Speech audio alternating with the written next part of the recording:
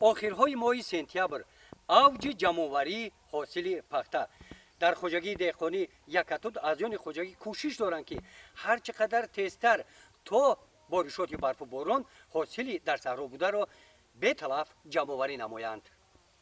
خوجگی دهقانی یکتود یکی از خوجگی های پختکاری دهود توگرک می باشد. نتیجه زحمت خوجگی داران تامین سری وقتی آب و دیگر نیوری های مینرالی باعث بلند گردن حاصل زمین گردید.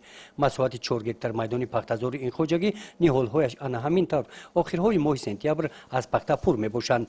رهبریت خوجگی با مهیا نمودن شرایط های مهنت و هوسمند گردانیدن چنگجان این شب و روزها کوشش دارند که حاصل شکفته پخته را پیش از بارشات برف و باران پورا جمع‌آوری نمایند. تا 180 یا 170 سوم در روز میگیریم. ما نه 6 روزه 1030 کیلو ما چیندم.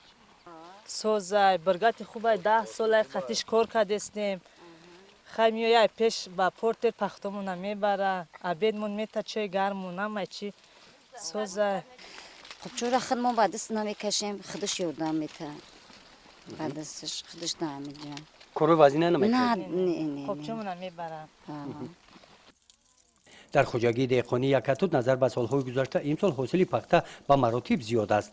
اطلاع داد رهبر خوجگی داران با وجود نامساعد آمدن بهار کشت پخته را نیمه دوم ماه اپریل انجام داده باشند هم لیکن در پرورش و نگهداری نیالهای پخته بسیار زحمت کشیدند.